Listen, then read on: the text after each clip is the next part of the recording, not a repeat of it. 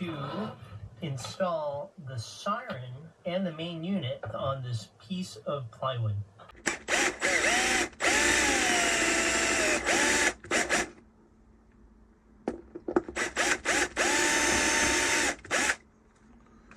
Alright, I'm gonna run the wire through here, and I'm gonna cover these holes up. You won't be able to see them anyway. So the alarm will go like right here, and that's the cover for it.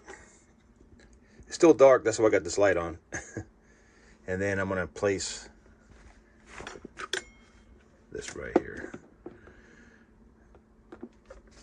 That's my alarm watch. When I sleep right there, boom. And then I can hear it from out there, because that thing is loud. I already tested it, and I'll test it again. But what I need to do is start the engine up and then see if I can hear it. And I know I will.